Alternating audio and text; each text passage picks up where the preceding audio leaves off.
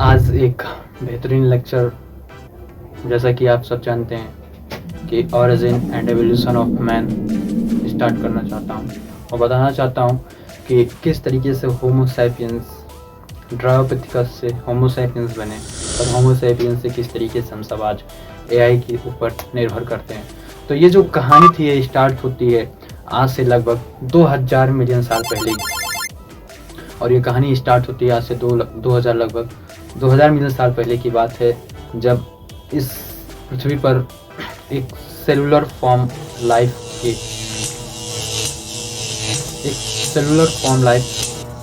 का जन्म होता है। सेलुलर फॉर्म लाइफ क्या होता है? सेलुलर फॉर्म लाइफ एक प्रकार से आप ये समझें तो सेलुलर फॉर्म लाइफ जब इस पृथ्वी पर अपीयर्ड होता है, यानी कि जब सेलुलर फॉर्म ऑफ लाइफ का जन्म होता है तो उसके पास एक गजब की पावर होती है और वो पावर होती है क्या? ऑक्सीजन रिलीज करने की पावर होती है। इससे पहले कि मैं आगे चलूँ मैं आपको बताना चाहता हूँ कि सेलुलर लाइफ फॉर्म क्या होता है। बेसिकली हमारे बॉडी ऑर्गेनाइजेशन को 4 पार्ट्स में डिवाइड किया गया है। फर्स्ट पार्ट होता है सेलुलर फॉर्म ऑफ लाइफ या cellular body level of organisation. Second part होता है tissue level body of organisation. Third part होता है organ level body of organisation and fourth part होता है organ system level body of organisation. अब जैसे हम आगे बढ़ते गए तो इस एवोल्यूशन में 4 इराज देखने को मिले।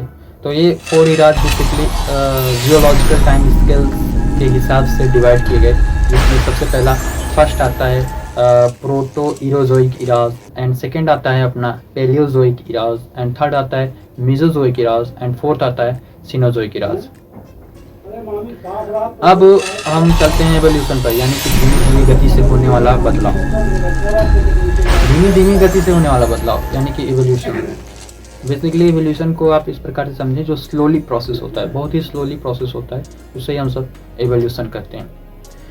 ये इतना धीरे प्रोसेस होता है कि आप अपने इसे नेकेड आई से तो बिल्कुल नहीं देख सकते, और जब आप अपने नेकेड आई से नहीं देख सकते तो हालांकि कहना ये उचित होगा कि ये तुरंत आपको पता भी नहीं चलता, सडन नहीं आपको पता लगता है, ये बहुत सालों बाद आपको पता लगता है, या इवन हम बोले लाखों सालों तक ये प्रोसेस चलता रहता है, फिर पता लगता है कि ये चीज़ बदल चुकी है। तो जो पावर थी उस सेलुलर फॉर्म लाइफ में, जब मैंने आपको बताया ऑक्सीजन रिलीज करने की, वहाँ से एक बहुत ही गजब का एवोल्यूशन होता है, यानी कि उस ऑक्सीजन रिलीज करने की जो टेंडेंसी होती है उस सेलुलर लाइफ में, वो आगे चल के फोटोसिंथेसिस, और फिर उसी फोटोसिंथेसिस को हम सब आज लाइट रिएक्शन के नाम से भी जानते हैं। बेसिकली फोटोसिंथेसिस क्या होता है? फोटोसिंथेसिस से लाइट रिएक्शन से हम सब केमिकल रिएक्शन होता है, और केमिकल रिएक्शन से हमारे प्लांट्स को काफ़ी सारी एनर्जी मिलती है। हालांकि ये बातें मैं आपको डीपली समझाऊंगा, पर अब हम आगे चलते हैं। अब एवोल्यूशन चलता गया, अब एवोल्यूशन धीरे धीरे चलता गया। अब हम आ चुके थे 500 मिलियन ईयर एगो में, जब सेलुलर लाइफ एक सिंगल सेल्ड लाइफ में बनती है, और ये सिंगल सेल लाइफ एक मल्टी सेलुलर लाइफ के फॉर्म में जन्म लेते हैं। अब यहाँ से स्टार्ट होती है एक इनवर्टिब्रेट्स की। इनवर्टिब्रेट्स क्या होता है? इनवर्टिब्रेट्स बेसिकली आप ये समझ लीजिए कि कई सारे मतलब कि मल्टी सेलुलर ऑर्गेनिजम्स होते हैं इनवर्टिब्रेट्स, आगे मैं आपको बताऊंगा। तो अब वो एक्टिव हो जाते हैं और तैयार होते हैं खुद को बदलने के लिए। फिर यहाँ पर भी समय का पहिया धीरे धीरे चलता है, बहुत तेज़ी से नहीं, और हमेशा वक्त जो है वो धीरे से ही गुजरता है, बहुत तेज़ी से नहीं।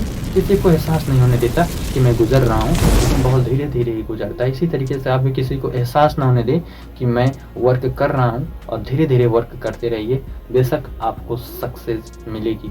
तो आगे चलते हैं, और इसी प्रकार से जब वक्त गुजरने लगता है तो इनवर्टिब्रेट्स अब जॉलेस फिश में, अब इनवर्टिब्रेट्स जो थे वो जॉलेस फिश में इवॉल्व होना स्टार्ट हो जाते हैं।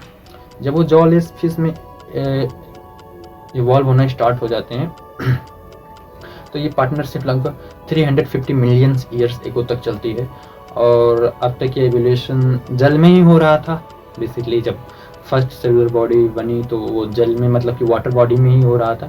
तो जिससे कहा गया है ना कि थर्ड अंपायर से, यानी कि कुदरत से ये पार्टनरशिप देखी नहीं गई, और वो एक गजब का यार्कर डालते हैं और यहाँ पर एक पार्टनरशिप का अंत होता है और यानी कि एक इरा का अंत होता है, जिसे हम सब प्रोटोजोइक इराज के नाम से भी जानते हैं, प्रोटो इरोजोइक इराज के नाम से भी जानते हैं। अब स्टार्ट होती है एक नई पेलोजोइक इरा, जिसे हम सब फर्स्ट लैंड ऑर्गेनिज्म के नाम से जानते हैं। फर्स्ट लैंड ऑर्गेनिज्म के रूप में इस इराज में देखने को मिलता है। पहली बार लैंड्स पर कोई लाइफ अपीयर होती है, खुशी होने का समय आ जाता है, हमको नहीं, उन ऑर्गेनिज्म को जो पहली बार पृथ्वी पर जन्म लेते हैं। उस समय तो हम एग्जिस्ट ही नहीं करते थे। इसी इरा में बहुत सारे एवोल्यूशन होते हैं, जैसे कि इनवर्टिब्रेट बनते हैं, फिश फर्स्ट लैंड ऑर्गेनिज्म की इवोल्यूशन होती है, मतलब कि वो भी विकास मतलब डेवलपमेंट होते हैं। आर्थ्रोपोडास का भी वेलकम किया जाता है। जॉलेस फिश भी इवॉल्व होती हैं। एक बहुत बड़ी घटना होती है इसी बीच, फिश जो थी ना वो डबल माइंडेड हो जाती हैं, एक बार वाटर में जाती हैं, एक बार लैंड में जाती हैं, एक बार वाटर में जाती हैं, एक बार लैंड पर जाती हैं। इसी बीच कई सारे फिशेस के अंदर इवोल्यूशन देखने को मिलता है और उस फिश में था एक लो फिन्स नाम की फिश। वो स्टाउट और उनके जो फिन्स थे वो काफ़ी स्ट्रांग हो जाते हैं और इसी की ऐसे ही वाटर में जाने की, लैंड पे आने की, वाटर में जाने की, लैंड में आने की, यहाँ से उत्पत्ति होती है एक बहुत ही बढ़िया क्लास की, जिसे हम लोग एम्फीबियन के नाम पे जानते हैं, जो बोथ सर्वाइव करते हैं, वाटर बॉडी में भी सर्वाइव कर सकते हैं और टेरेस्ट्रियल मतलब कि लैंड बॉडी, लैंड पर भी सर्वाइव कर सकते हैं। वाटर पर बेसिकली वो रिप्रोडक्शन करने के लिए जाते हैं। हालांकि आपको जब मैं फिर कभी किसी पे डीपली वीडियो बनाऊंगा तो मैं ज़रूर बताऊंगा किस तरीके से एम्फीबियंस दोनों बॉडी पर सर्वाइव कर सकते हैं। तो मॉडर्न डे के अगर एम्फीबियन की बात करें तो आपको देखने को मिल सकता है फ्रॉग्स, सैलामेंडर, ये सब आपको मॉडर्न डे के एम्फीबियन देखने को मिलेंगे। साल 1938 की बात है, जब साउथ अफ्रीका में लो फिन्स को खोजा गया। वहाँ के जब वो लो फिन्स मिली तो उसे हैशटैग वायरल किया जाता है और ये वायरल बहुत ट्रेंडिंग में होता है, ट्विटर, फेसबुक, यूट्यूब, व्हाट्सएप पर। मजाक कर रहा हूँ, इस समय तो एग्जिस्ट ही नहीं होता था ये ट्विटर, फेसबुक, व्हाट्सएप और यूट्यूब, लेकिन वायरल होती है, पत्रिकाओं से, पेपर से वायरल की जाती है। और इसी फिश को, जैसे मैंने आपको बताया था, लो फिन्स, और यही लो फिन्स आगे चल के कोलियोसिकोलेंथ के नाम से प्रचलित होती है, कोलियोसिकोलेंथ फिश के नाम से जानी जाती है। अब यहाँ पे कुछ रेप्टाइल्स भी जो होते हैं वो, अब ये जो फिश थी वो इवॉल्व होती हैं कुछ रेप्टाइल्स में, और ये जो रेप्टाइल्स थी ये बहुत ही आप ये समझ लीजिए कि इन रेप्टाइल्स का सबसे अच्छा जो एबिलिटी था इन रेप्टाइल्स का, वो था ये एग लेइंग करते थे। ये सीधा बच्चे को नहीं मतलब कि बर्थ करते थे, ये एग ले करते थे, फिर उसमें से बच्चा होता था। तो जो इनका एग का ऊपर वाला सेल था वो काफ़ी थिक था, काफ़ी मोटा था। आखिर मोटा क्यों था? मोटा इसलिए था उस समय सूरज भगवान का प्रकोप काफ़ी ज़्यादा था और उस प्रकोप से बचने के लिए इनके ऊपर एक कवच था जिसे हम सब बोलते हैं थिक सेल, और इसी के कारण रेप्टाइल्स का जो जीन था वो आगे चल पड़ा और इवॉल्व होते गए। बेसिकली आपको कुछ रेप्टाइल्स भी देखने को मिलते हैं आज के इस मॉडर्न डे में, जैसे कि क्रोकोडाइल हो गया, अपना टर्टल हो गया, टर्टराइज हो गया, कुछ लिजार्ड्स आपको देखने को मिलते हैं, बहुत सारे लिजार्ड के फैमिली के आपको रेप्टाइल्स देखने को मिलते हैं। अब हम आगे चलते हैं कि किस तरीके से इस देखिए भाई, जो जन्म लिया है वो मरेगा जरूर। तो जिस प्रकार से इस इरा की शुरुआत हुई थी उसी प्रकार से इस इरा की अंत होती है। अब यहाँ से जब रेप्टाइल्स की उत्पत्ति होती है तो अगले इरा में रेप्टाइल्स बहुत ज़्यादा डोमिनेंट हो जाते हैं, बहुत ज़्यादा डोमिनेंट हो जाते हैं। तो अब मैं आपको बता दूं, अंत होता है यहाँ पर पेलोजोइक इरा का, लेकिन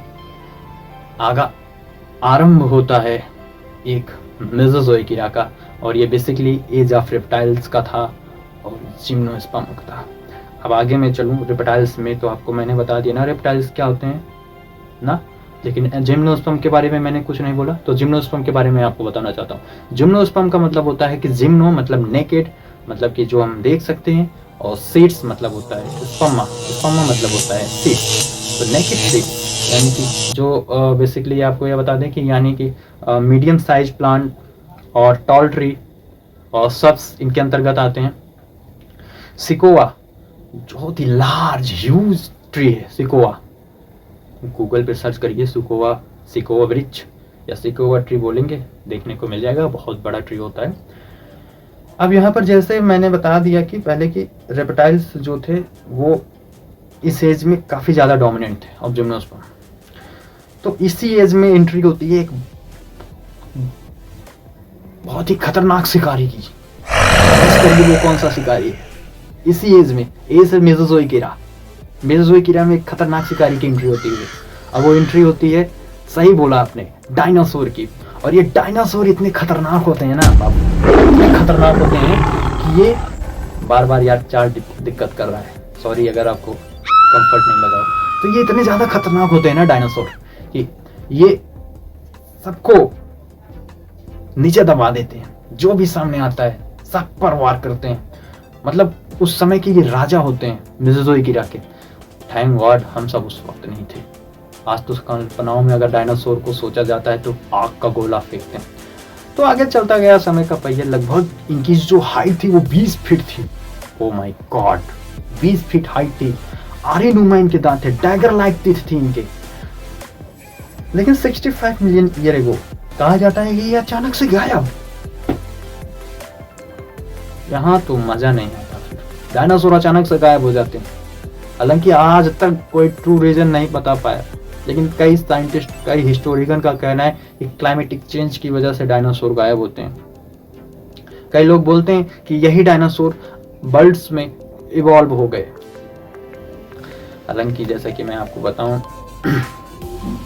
कि ये सब तो मैं नहीं बोल सकता, लेकिन हाँ स्मॉल साइज के रेप्टाइल्स आज भी एग्जिस्ट करते हैं।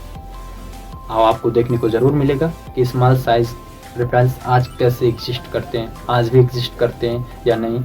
अपने घर से अगर बाहर निकलेंगे तो सबसे पहले आपको कहीं ना कहीं वो छिपकली नुमा जो होती है वो देखने को मिल जाएगी। या आपको अगर आप नदी में हैं तो वो क्रोकोडाइल बड़ा सा जरूर देखने को मिलेगा। डिस्कवरी चैनल पे आप जरूर देखे होंगे क्रोकोडाइल कभी ना कभी। तो यहाँ पर अंत होता है मेसोजोइक एरा का और आगाज होता है सीनोजोइक एरा का, जो लगभग 66 मिलियन ईयर पुराना था। ये एरा होता है मैमल्स और एंजियोस्पर्म का। मैमल्स यानी कि जिसके पास मेमोरी ग्लैंड होती है, जो बेबी पैरस होते हैं, जो अंडे को नहीं बच्चे को जन्म देते हैं। और सबसे बड़ी बात, मैमल्स जो होते हैं वो अपने बच्चे को काफ़ी ज़्यादा प्रोटेक्ट रखते हैं। और जो पहला मैमल होता है वो श्रिव होता है। श्रिव पहला मैमल्स था, काफ़ी छोटा था। उसके फॉसिल्स आपको देखने को मिलते हैं, वो काफ़ी स्मॉल साइज का होता है। यहाँ पर मैमेलिया की सबसे खास बात यह थी कि वो सारे क्लास से ज़्यादा मैमेलिया क्लास समझदार थी। उसके समझने के तरीके काफ़ी तेज़ पहले से ही थे, इसीलिए वो बहुत ज़्यादा एडॉप्ट कर पाया इस टाइम स्किल्स। अब तक के सारे मैंने जो आपको बताए ये सब इवोल्यूशन के तौर तरीके पर आते हैं। अब आप सोच रहे होंगे कि मैंने ह्यूमन की बात नहीं की।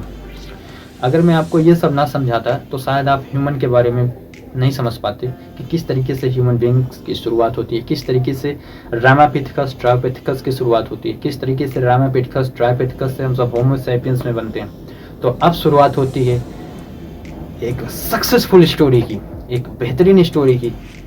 आखिर क्यों मैंने ह्यूमन बीइंग्स को ही चुना, क्यों मैंने होमो सैपियंस को ही चुना?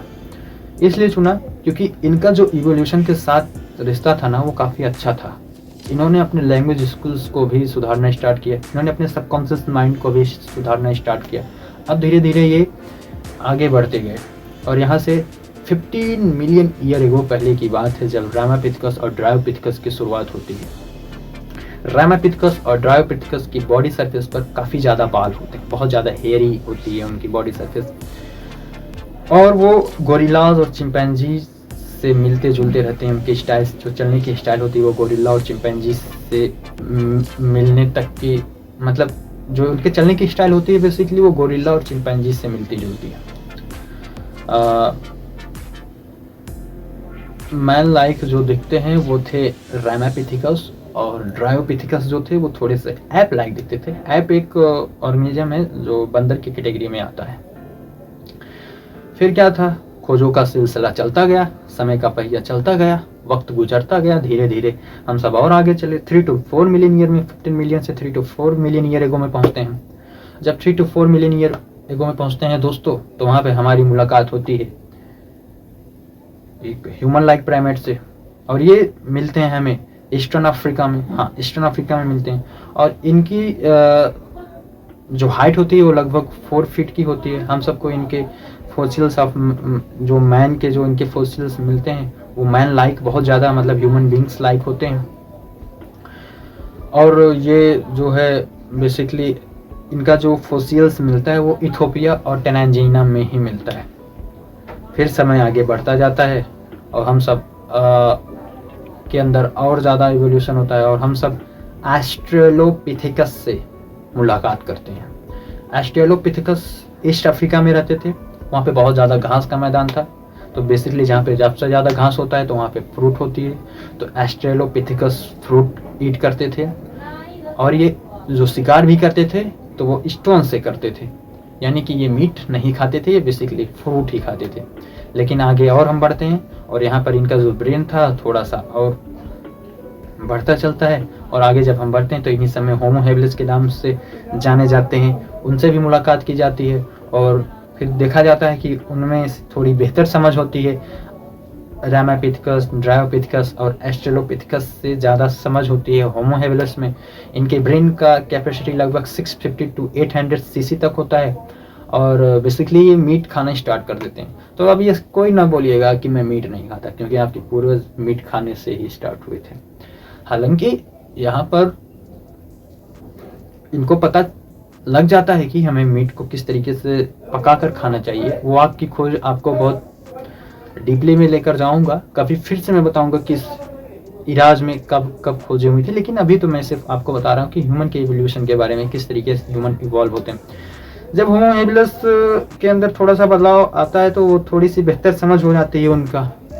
हाँ, और बेसिकली उनका जो ब्रेन है वो 650 to 800 सीसी तक, तो मैंने आपको पहले से बता दिया वो होता है, और मीट नहीं खाते थे। अच्छा, ओके, होमो हेबिलिस मीट नहीं खाते थे, सॉरी, होमो हेबिलिस जो थे वो मीट नहीं खाते थे। होमो निएंडरथैलेनस मीट खाते थे, होमो हेबिलिस फ्रूट खाते थे, होमो निएंडरथैलेनस मीट खाते थे। थोड़ी सी गलती तो माफ कर ही दीजिएगा यार। होमो निएंडरथैलेनस जब वो मीट खाते हैं तो शुरुआत होती है उनके ब्रेन के डेवलप की, और उनका जो ब्रेन होता है वो बहुत ही ज़्यादा डेवलप होता है। कारण था डाइजेस्ट फूड, पका हुआ भोजन जब उनको मिलता है तो उनका जो पेट है बहुत ही जल्दी एब्जॉर्ब करता है और पूरा ब्लड का फ्लो उनकी ब्रेन में भेज देता है, और इसी के कारण उनका ब्रेन काफ़ी अच्छी तरीके से डेवलप हो जाता है, और उनका ब्रेन 650 to 800 to 900 सीसी तक पहुंच जाता है। उनकी ब्रेन की कैपेसिटी जो होती है, उनकी ब्रेन की जो कैपेसिटी होती है वो 900 सीसी तक हो जाती है। लगभग 75,000 ईयर्स टू 10,000 ईयर्स के बाद शुरुआत होती है एक आइस एज की, जिसे आज हम सब मॉडर्न मैन यानी कि होमो सेपियंस के नाम से जानते हैं। अब आप समझ सकते हैं कि होमो सेपियंस कितने पहले से एग्जिस्ट करते करते करते करते आज हम सब इस कैटेगरी में आए। जो होमो सेपियंस होते हैं ये एक प्रकार से देखा जाए तो इनकी कहानी बहुत ही ज़्यादा शानदार और गजब की रहती है। आज कई सारे टूल्स को ये सीख चुके हैं, लर्न कर चुके हैं किस तरीके से खेती की जाती है। ये बहुत ही चालाक होते हैं, ये अपने लिए फसल, अपने लिए फील्ड क्रॉप लैंड पे एग्रीकल्चर करना सीख जाते हैं, हर टूल्स को इस्तेमाल करना सीख जाते हैं। व्हील की खोज यानी पहिए की खोज करते हैं, आग की खोज करते हैं, पहिए की खोज करते हैं तो सबसे तेज कार बना देते हैं बुगाटी। आग की खोज करते हैं तो खाना पकाना सीख जाते हैं और आग को आज कई सारे एनर्जी में तब्दील कर रहे हैं। तो इन्हीं होमो सेपियंस में से एक होमो सेपियंस कहाँ पीछे हटने वाला था, वो भी इन्हीं टूल्स के साथ एक तकनीकी का आविष्कार करते हैं जिसका नाम आज कंप्यूटर के तौर पर लिया जाता है। और आपको पता है कि कंप्यूटर के फादर कौन है? Father of computer is Charles Babbage. तो चार्ल्स बेबेज से शुरुआत होती है एआई की, और चार्ल्स बेबेज से जब शुरुआत होती है एआई की तो एक छोटा सा नींव थी, एक छोटा सा बेस था एआई का। अब यहाँ पे शुरुआत और यहाँ पे मुलाकात होती है एलन नेवल और हार्वर्ड से। एलन नेवल और हार्वर्ड बताते हैं कि आने वाले समय में एआई यानी कि आर्टिफिशियल इंटेलिजेंस एटॉम बम से भी ज़्यादा खतरनाक साबित हो सकता है। एटम बम से भी ज़्यादा खतरनाक साबित हो सकता है। Can you imagine? Atom bomb से भी ज़्यादा खतरनाक साबित हो सकता है। किसने बताया था? एलन नेविल और हार्वर्ड ने। दोस्तों, ये बात मजाक नहीं है, लेकिन आज मैं फिर से आपको बताना चाहता हूँ कि इस दुनिया का हर दूसरा इंसान एआई से ग्रसित है। इस दुनिया का दूसरा इंसान एआई को सीखना चाहता है, समझना चाहता है, और सीख भी रहा है, समझ भी रहा है। आज मैं जो वीडियो ये अपलोड कर रहा हूँ, जो आपके सामने बोल रहा हूँ, वो एआई के माध्यम से संभव हो पा रहा है। कुछ अच्छी चीज़ें भी एआई से आपको दिखाई जा रही। आप जो वीडियो देख रहे हो वो भी एआई के माध्यम से ही देख रहे हो। कई घंटों घंटों तक हम सब रील्स शॉर्ट्स में अपना समय गुजार देते हैं, वो भी एक एआई के माध्यम से। इसके पीछे का वर्क बहुत पुराना है। मैं आगे कभी वीडियो में बताऊंगा किस तरीके से हमारे ब्रेन के एल्गोरिदम को सेट करके अपने सिस्टम के न्यूरोलॉजिकल सिस्टम पर अटैक किया जाता है, किस तरीके से ह्यूमन बीइंग्स को अपनी तरफ अट्रैक्ट किया जाता है। आखिर क्या कारण है ऐपों का इस कलर में देना? व्हाट्सएप हरा कलर क्यों है? इंस्टाग्राम को किस तरीके से बनाया गया है? यूट्यूब का शॉर्ट्स क्यों ऐसा बनाया जाता है? या इंस्टा का रील्स या फिर स्नैपचैट का वो वीडियो कि आप अगर घुस जाओ तो घुसे ही रहो। ये सब एआई का ही कमाल है। सब आपका अटेंशन चाहते हैं, सब आपका समय चाहते हैं। मैं चाहता तो एआई के बारे में हर एक चीज जिस तरीके से मैं इन सब को लिखा समझा हूं उस तरीके से आपको बताता, लेकिन वीडियो काफी बड़ा हो जाएगा। मैं चाहता हूं कि आप भी एआई को अच्छे से समझें, क्योंकि आने वाला समय एआई से ही होगा। आर्टिफिशियल इंटेलिजेंस अपने आप में बहुत ही बड़ा एक प्रकार से आप बोल सकते हो, एक बहुत ही बड़ा इन्वायरमेंट है। कुछ उसके एप्लीकेशंस हैं जिनके माध्यम से आज वीडियो को प्रॉम्प्ट में डाल के आप मतलब कि इमेज टेक्स्ट या फिर वीडियो टेक्स्ट जनरेट कर सकते हो। जीपीटी हो गया, या फिर चैट जीपीटी हो गया, या फिर चैट जीपीटी 1 2 3 4 5, अब आगे जो भी बनना जा रहा है। मिड जर्नी हो गया, या फिर सबसे पुराना हमारा था कौन सा था? सबसे पुराना हमारा था कि जो एआई चलाना जानता है उसका जो सबसे पुराना था वो था लॉजिक थ्योरिस्ट। वो सबसे पुराना प्रोग्राम था एआई का। सर्च करिएगा, समझिएगा। अगर आपको ये वीडियो थोड़ा सा भी मेरा मेहनत इसमें अगर दिखा हो तो लाइक करिएगा और उन तक जरूर शेयर करिएगा।